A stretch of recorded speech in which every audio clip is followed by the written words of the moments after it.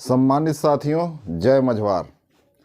साथियों, उत्तर भारत में आज जो सबसे गर्म और चर्चित मुद्दे हैं उनमें शूद्र मानस प्रकरण है और जातिगत जनगणना है। शूद्र मानस प्रकरण पर फिर कभी बात करेंगे, लेकिन सबसे पहली बात जो सबसे महत्वपूर्ण है वह है जातिगत जनगणना। साथियों, जातिगत जनगणना क्या है, क्यों है, किस लिए है और इस जातिगत जनगणना में निषादों की क्या स्थिति होने वाली है, इन्हीं विषयों पर हम आज चर्चा करेंगे। साथियों, मझवार हूँ मैं, ये चैनल आपका है, आपका अपना है। इसके माध्यम से मैं कुछ अपने विचार, समाज में हो रही घटनाएं और इन तमाम मुद्दों पर एक विमर्श रखने का प्रयास कर रहा हूं। इसलिए इस चैनल को आप सपोर्ट करेंगे, लाइक करेंगे, शेयर करेंगे, सब्सक्राइब करेंगे। तो साथियों, जातिगत जनगणना पर हम चर्चा करने के लिए यहाँ आए हैं। तो आप सभी जानते हैं कि भारत एक विविधता मूलक राष्ट्र है। यहाँ भिन्न भिन्न जातीय समूह के लोग, भिन्न रंग के लोग, भिन्न संस्कृतियों के लोग यहाँ निवास करते हैं और ये सभी जातीय समूह हजारों वर्ष तक गुलाम रहे हैं, कभी शकों के, हूणों के, मंगोलों के, मुगलों के, अंग्रेज़ों के। और कई वर्षों तक, कई हजारों वर्षों तक गुलाम रहने के कारण और उस गुलामी के बीच में भी जद्दोजहद कर जीवन यापन करते हुए इनमें तमाम प्रकार की ऐसी कमियां आई कि जब सन 1947 में देश आज़ाद हुआ तो ये लोग जो कई हजारों वर्षों से शिक्षा से, राजनीतिक भागीदारी से, सामाजिकता से दूर रहे, उनको बराबरी का हक दिलाने के लिए संविधान में तमाम प्रकार की व्यवस्थाएं बनाई गई और जन कल्याणकारी योजनाओं का निर्माण किया गया। तो ये जन कल्याणकारी योजनाओं को लागू करने के लिए जातिगत जनगणना का होना आवश्यक है। इसी क्रम में ब्रिटिश हुकूमत ने जो 200 सालों तक भारत में शासन किया, उसने यहाँ पर यहाँ के सामाजिक ताने बाने को बहुत गहराई से अध्ययन करने पर पाया कि यहाँ पर बहुत सी ऐसी जातियाँ हैं जिनका राजनैतिक, सामाजिक, आर्थिक, शैक्षिक पतन हो चुका है। उनको समाज की मुख्य धारा में लाने के लिए उनके लिए भी जन कल्याणकारी योजनाएं बनाने की आवश्यकता है और इसलिए उन्होंने जनगणना की शुरुआत करी। हर 10 साल में यह जनगणना होती रही। 1931 में जातिगत जनगणना हुई, जिसमें जातिगत आंकड़ों को अंग्रेज हुकूमत ने सार्वजनिक किया। उसमें तमाम जातियों के आंकड़े मिले।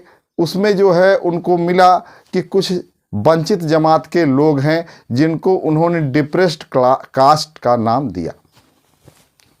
साथियों, 1941 में भी जनगणना हुई, लेकिन उस समय राजनीतिक सरगर्मियां इस कदर गर्म थीं कि उस जातिगत जनगणना के आंकड़ों को सार्वजनिक नहीं किया गया और सन 1947 में देश आज़ाद हो गया। देश आज़ाद होने के बाद परंपरागत तरीके से, चूँकि हर 10 साल में जनगणना होती थी, 1951 में भी भारत की जनगणना हुई और भारत में जो जन कल्याणकारी योजनाओं में एक योजना आती है आरक्षण की व्यवस्था। ये आरक्षण की व्यवस्था समाज में डिप्रेस्ड कास्ट के लोगों को, वंचित जमात के लोगों को समाज की मुख्य धारा में लाने के लिए लाई गई थी और 1951 की जातिगत जनगणना को इसका आधार बनाया गया था। उसके बाद पुनः 1961 में जनगणना हुई और इसी प्रकार हर 10 साल में जनगणना होती रही और इन जातिगत जनगणना में 1951 के बाद जो जनगणनाएं हुई उसमें अनुसूचित जात, अनुसूचित जनजाति के लोगों को गिना गया और अन्य जातियों के लोगों को नहीं गिना गया। आज जब मौजूदा समय में, इस वक्त जब मैं इस वीडियो बना रहा हूं, इस समय बिहार की राज्य सरकार ने अनुमानित लागत 500 करोड़ खर्च करके जातिगत जनगणना करा रही है और उसी की देखा देखी उत्तर प्रदेश में भी जातिगत जनगणना की मांग उठ रही है। तो साथियों, इस जातिगत जनगणना में हम मझवार, गोंड, तुरैया, निषाद संस्कृति के लोग कहाँ आते हैं, यह विचारणीय प्रश्न है। इसको और भी गहराई से जानने के लिए हम census of India manual 1961 part F1 का अध्ययन करेंगे, तब हमको अपनी स्थिति का भान होगा। हमारे बहुत से साथी जो नए हैं और अभी भी जो है संघर्ष कर रहे हैं, पिछले कुछ साथी जो बहुत ज़्यादा जानकार हैं, जिनसे हमने सीखा है, जिनसे हमने ज्ञान अर्जित किया है, उनके द्वारा बताए गए जो चीज़ें हैं उसको मैं आपके समक्ष प्रस्तुत करना चाहता हूं। साथियों, भारत की जनगणना 1961 manual part of appendix F1 का गहन अध्ययन करने पर आप पाएंगे कि वहाँ पर विभिन्न जातियों को, विभिन्न पुकारु जातियों को एक नाम दिया गया है, यानी एक टाइटल दिया गया है। उस टाइटल के आधार पर उन जातीय समूह के लोगों को पहचाना जाएगा। उदाहरण के रूप में आप क्रमांक 11 पर देखेंगे कि भंगी व जमादार के सामने एक टाइटल लिखा हुआ है वाल्मीकि। उसी प्रकार क्रमांक 24 पर रविदास, रैदास, अहिरवार, जाटव, चर्मकार, उतरहा, दक्षिणहा, मोची, एक टाइटल लिखा हुआ है चमार। उसी प्रकार क्रमांक 24 पर बरेठा, रजक, कनौजिया के सामने एक टाइटल लिखा हुआ है धोबी। उसी प्रकार क्रमांक 51 पर केवट, मल्लाह, माझी, मुजाबिर, गोंड, राजगोंड के सामने एक टाइटल लिखा हुआ है मझवार। अब इतना अध्ययन करना ही आप लोगों के लिए काफ़ी है। अब यहाँ हम देखेंगे कि भंगी व जमादार को भारतीय संविधान के अनुसार वाल्मीकि के टाइटल से अनुसूचित जात के आरक्षण का लाभ दिया जाता है। अहिरवार, पत्थरकट, उतरहा, दक्षिणहा, जाटव, मोची आदि को चमार के नाम से अनुसूचित जात का सर्टिफिकेट मिलता है। बरेठा, रजक, कनौजिया को धोबी के नाम से अनुसूचित जात का सर्टिफिकेट मिलता है, लेकिन केवट, मल्लाह, माझी, मुजाबिर, गोंड, राजगोंड को मझवार के नाम से सर्टिफिकेट नहीं मिलता है। अब चूंकि आपको नहीं मिलता है, इसलिए ये आपकी लड़ाई है। नहीं मिलने के कारणों में तमाम चीज़ें हैं, जिनमें सबसे महत्वपूर्ण जो कारण है वह यह है कि हमारे लोगों को अंग्रेज़ों द्वारा क्रिमिनल ट्राइब्स एक्ट का ठप्पा मढ़ दिया जाना भी है।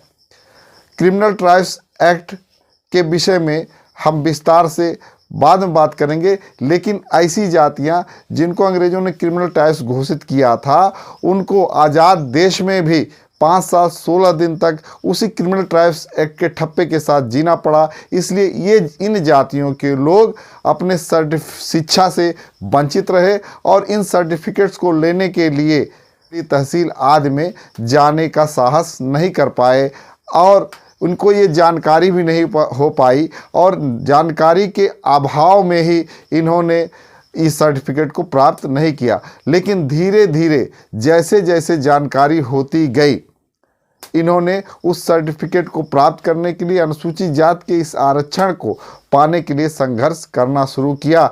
लेकिन कहीं न कहीं सरकार की कुछ गलत नीतियां भी जिम्मेदार थीं कि जिन जातियों को ऑलरेडी मझवार के नाम से census of India manual part F1 1961 में मझवार के नाम से जाना जाता है, उस केवट मल्लाह को पिछड़ी जात के सूची में डाल दिया गया।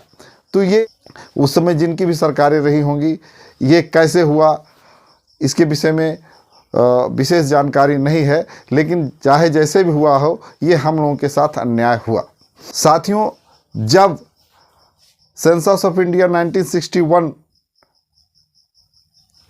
के इस बात की जानकारी हमारे लोगों को मिली तो उन्होंने इसके लिए संघर्ष करना शुरू किया और उन्हें यह भी जानकारी मिली कि इसी नाम से पश्चिम बंगाल में, दिल्ली में और तमाम अन्य राज्यों में हमको अनुसूचित जात का लाभ मिलता है, तो उत्तर प्रदेश में क्यों नहीं मिलना चाहिए, और इसके लिए वे लोग बराबर संघर्ष करते रहे।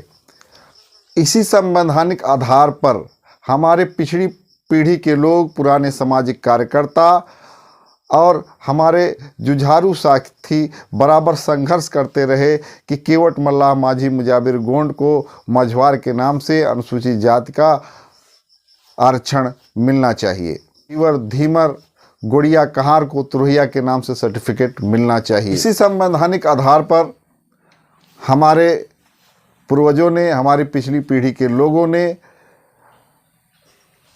मझवार की उपजातियां केवट मल्लाह माझी मुजाबिर गोंड राजगोंड को,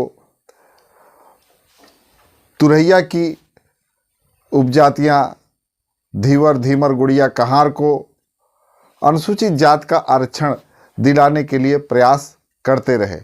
समय बीतता गया, लेकिन किसी भी राज्य सरकार ने अथवा केंद्र सरकार ने इन जातियों को परिभाषित करने की जहमत नहीं उठाई। अलबत्ता कुछ सजाती और विजातीय राजनेताओं को यह मुद्दा इतना भाया कि इसके बलबूते उन्होंने अपनी राजनैतिक छवि दुरुस्त कर ली, अपनी राजनैतिक हैसियत बना ली और अपनी राजनीति की मलाई काटते रहे हैं। लेकिन ये जातियां आज भी हाशिए पर रहने को मजबूर हैं, अपने हक और हकूक़ से वंचित हैं। आज जब जातिगत जनगणना की मांग जोर पकड़ रही है, तो फिर वही समस्या आई है कि इन जातियों को कहाँ गिना जाएगा। यह सरकार के लिए भी चिंतनीय विषय है, लेकिन सरकार में बैठे हुए लोग क्या हमारे बारे में सोचेंगे यदि हम अपने विषय में नहीं सोचते हैं। तो हमें ये सोचना है कि क्या 1961 की जनगणना के हिसाब से ही जनगणना होगी, जिसमें मझवार के सामने केवट मल्लाह माझी मुजाबिर गोंड को लिखा जाएगा और उनकी गिनती की जाएगी। और अगर ऐसा नहीं होता है, केवट मल्लाह माझी मुजाबिर गोंड राजगोंड धीवर धीमर गुड़िया कहार को मझवार या तुरहिया के सामने न गिनकर अलग से गिना जाएगा, तो उनको पुनः ओबीसी की सूची में डाल दिया जाएगा। तो यह विचारणीय प्रश्न है। सवाल हम खुद भी अपने से कर रहे हैं, आप भी स्वयं से कीजिए। सामाजिक कार्यकर्ताओं के सामने यह बड़ा प्रश्न है कि जब जातिगत जनगणना होगी तो हमारी गिनती कहाँ होगी, ओबीसी में होगी या एससी में होगी। तो आगे आप सभी के विचार इस विषय पर अपेक्षित रहेंगे। जय हिंद, जय मझवार।